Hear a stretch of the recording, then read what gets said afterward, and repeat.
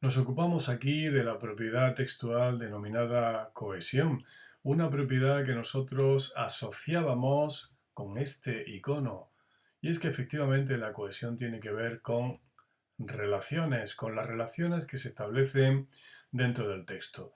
Decimos que un texto está cohesionado porque las distintas partes que encontramos en el texto están relacionadas entre sí. De esta manera se asegura que el texto esté conformado como una unidad y también se asegura la eficacia comunicativa del mismo. ¿Con qué mecanismos contamos para asegurar la cohesión textual?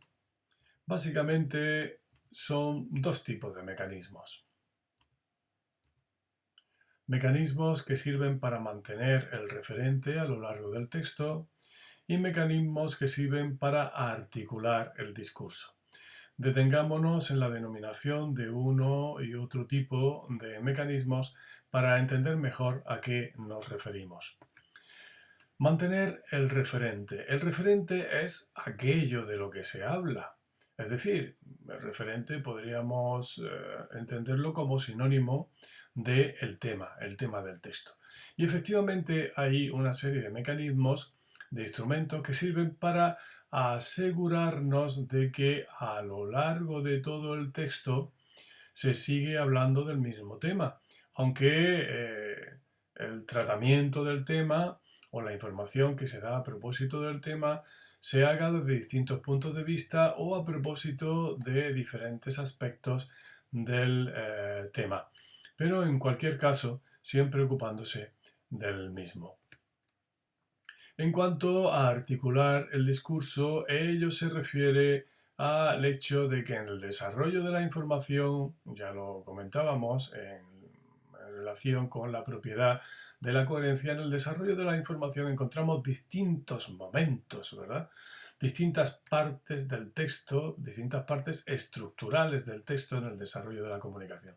Bien, pues hay unos mecanismos lingüísticos que sirven para, por así decirlo, enlazar las distintas partes estructurales del texto, indicando al mismo tiempo el tipo de relación que se da entre ellas o el valor que adjudicamos a una parte determinada del texto desde el punto de vista de su aportación al contenido. Bien, pues vamos a ver uno y otro tipo de mecanismos, los que sirven para mantener el referente, para asegurarnos de que en el texto se sigue hablando, se sigue refiriendo lo que se dice al mismo tema y los articuladores del discurso. En cuanto a los mecanismos que sirven para mantener el referente, distinguimos dos tipos: mecanismos léxicos y mecanismos gramaticales. Mecanismos léxicos son aquellos mecanismos que consisten en la utilización de palabras con significado, por eso se llaman mecanismos léxicos. Los mecanismos gramaticales son mecanismos en los que se utilizan palabras sin significado o simplemente se prescinde del significado, como tendremos oportunidad de comentar a continuación. Dentro de los mecanismos léxicos o utilización de palabras con significado, pues tenemos las repeticiones, repitiendo palabras a lo largo del texto, nos aseguramos de que el texto sigue refiriéndose, las distintas partes del texto siguen refiriéndose a el mismo tema o algún aspecto del tema relacionado con el texto. La utilización de sinónimos y antónimos a lo largo del texto. Si antes hablábamos de repeticiones, aquí podríamos hablar quizás de sustituciones, sustituir una palabra por otra de significado más o menos equivalente, o bien oponerla a una palabra con significado opuesto, como sería, valga la redundancia, como sería el caso de los antónimos. Y por último, la utilización de campos de significado, campos asociativos, los campos léxicos y los campos semánticos. De esta manera aseguramos también que en los distintos momentos del desarrollo de la información textual se siga, vamos a decirlo de esta manera, estén relacionados entre sí desde el punto de vista del significado. Bien, en cuanto a los mecanismos gramaticales, es decir, a la utilización, aquellos que consisten en la utilización de palabras carentes de significado o bien en la supresión de significado, fenómenos gramaticales en los cuales el significado se ha suprimido, pues tenemos fundamentalmente la elisis, que es justamente eso, supresión de significados. Necesitamos, para entender aquello que se nos dice, valga la expresión, echar mano de otras partes del texto para aclarar el significado de alguna frase, de algún enunciado que carece de algún elemento significativo que tenemos que buscar en otra parte del texto. Luego lo comentaremos. Y el fenómeno de la deixis. Deixis de dedo significa señalar, señalamiento.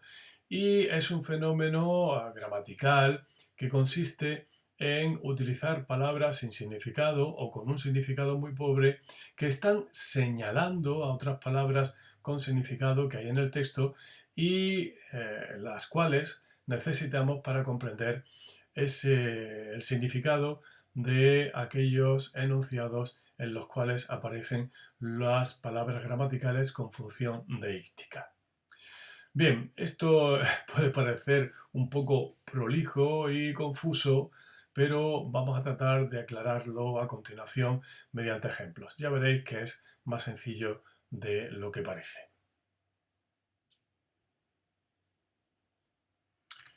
Bueno, creo que os sonará este texto que ya hemos utilizado al analizar la propiedad textual de la coherencia.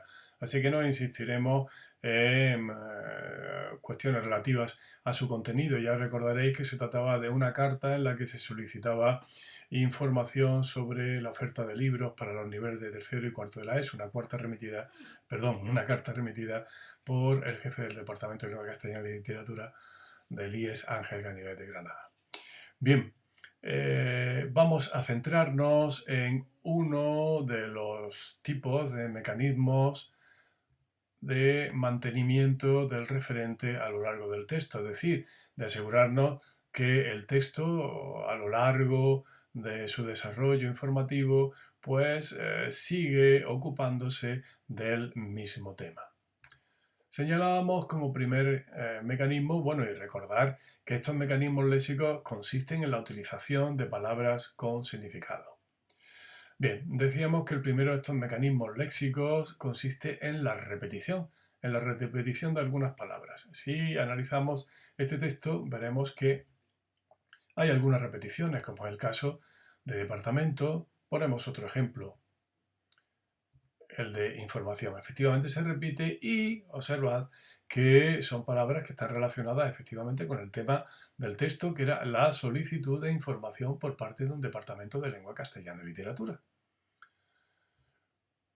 Otro mecanismo es la utilización de sinónimos y antónimos. Ponemos aquí un ejemplo. Aquí tenéis títulos. Aquí está utilizado como títulos de obligada lectura para el presente curso académico. Pues es un sinónimo de la palabra libros. Y finalmente señalábamos como mecanismos léxicos para mantenimiento del referente la utilización de campos léxicos o campos semánticos. Campos de palabras, series de palabras, conjuntos de palabras que tienen que ver entre sí desde el punto de vista del significado. Están asociadas todas ellas a un significado genérico que recibe el nombre, como ya sabéis, de hiperónimo. Aquí tenemos algunos ejemplos también. Tenéis lengua castellana literatura, no es exactamente una palabra, es un grupo nominal, pero bueno, no tiene más importancia esa distinción. Podríamos haber señalado también lengua solamente, castellana o literatura. Bueno, lo señalamos todo. Libros está relacionado con lengua castellana y literatura, ¿verdad? Lectura está relacionado también con libros y lengua castellana y literatura. Obras clásicas. En fin, observad antologías, observad que todos ellos están relacionados entre sí. Si tuviéramos que buscar un hiperónimo, es decir, el significado más genérico que agrupara a todos ellos, posiblemente fuera este de lengua castellana y literatura. Y en todo caso, todos ellos están relacionados con algún aspecto del tema, ¿verdad? Pues justamente la demanda de información se ha hecho por parte de un departamento de lengua castellana y literatura y esa demanda de información estaba relacionada con libros y con lecturas.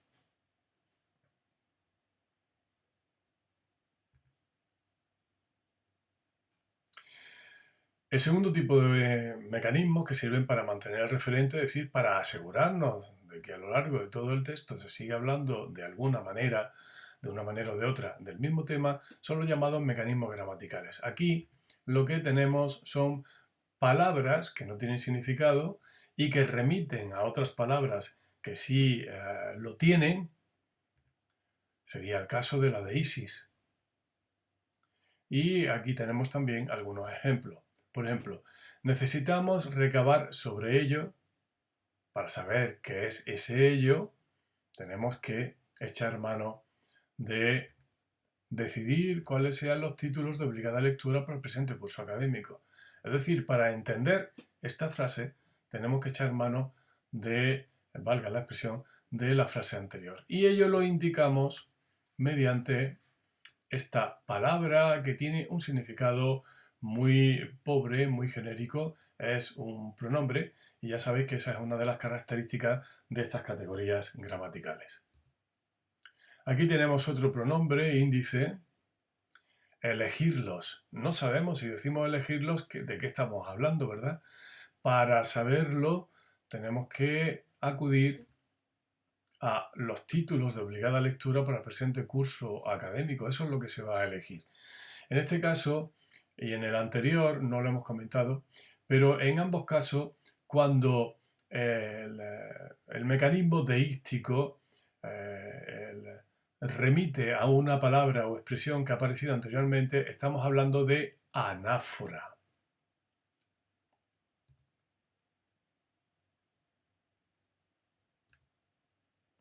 Aquí tenemos, volvemos a impartirla. ¿A impartirla el qué?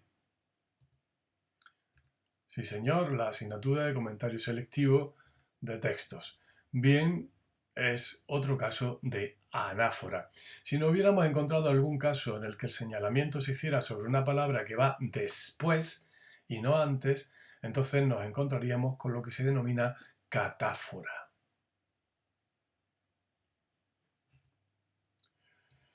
Otro mecanismo gramatical para mantener el referente es la elipsis. La elipsis consiste en la supresión de algún elemento, es decir, aquí no vamos a encontrar ninguna palabra que señale a otra, sino que sencillamente se ha suprimido algún componente de la frase y necesitamos acudir a otra frase para entender lo que en la primera de ellas, en la primera de las que hemos citado, se nos dice, de manera que nos aseguramos que esa frase esté relacionada con otra, es decir, que una parte del texto esté relacionada con otra, es decir, que el texto esté cohesionado.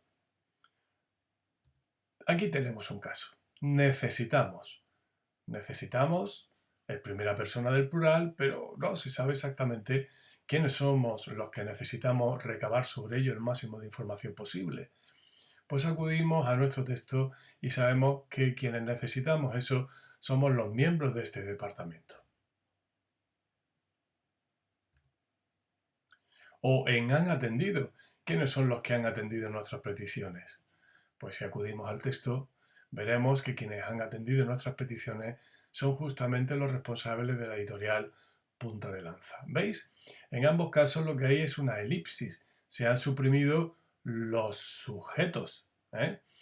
La diferencia entre la elipsis y la deisis es que en la deisis sí hemos señalado palabras, ¿veis? Hemos señalado palabras que a su vez remitían a otras palabras o expresiones. Pero aquí lo que hay no es una palabra que remita a otra, sino que hemos suprimido algún elemento y por eso tenemos que acudir a frases que ya han aparecido o que van a aparecer. Bien, dejamos entonces aquellos mecanismos que sirven para mantener el referente, es decir, para asegurarnos de que a lo largo de todo el texto se sigue hablando del mismo tema, y nos ocupamos de aquellos que sirven para articular el discurso, es decir, para asegurarnos que las distintas partes del texto se relacionan entre sí. Y tenemos en primer lugar los llamados conectores textuales. Aquí tenemos un ejemplo, fijaos. Por otro lado, indica que lo que viene a continuación forma parte de una enumeración. Se ha añadido, es una adición. Añadimos esto que hay aquí, esto que sigue por otro lado, lo añadimos a lo anterior. Y todo esto queda relacionado con lo anterior de manera que se presenta como un añadido informativo. Finalmente, es otro conector textual que indica que concluimos esa enumeración, que damos por cerrado el desarrollo de la información. Es un conector conclusivo. Los conectores habitualmente se ubican al principio del párrafo e insistimos en que relacionan no solo frases entre sí, sino partes del texto, unas partes del texto con otras. Los conectores textuales son muy parecidos a los marcadores textuales. ¿En qué consiste la diferencia? Veréis, aquí afortunadamente es un marcador textual. El marcador textual lo que hace es señalar la subjetividad. Da información sobre la valoración subjetiva que se hace de aquello que el marcador textual encabeza. Es decir, aquí no hay un desarrollo lógico del discurso, bien de adición de algún elemento o bien de conclusión. Aquí lo que hacemos es expresar una valoración subjetiva, con lo cual todo lo que viene a continuación viene marcado por esa impresión subjetiva.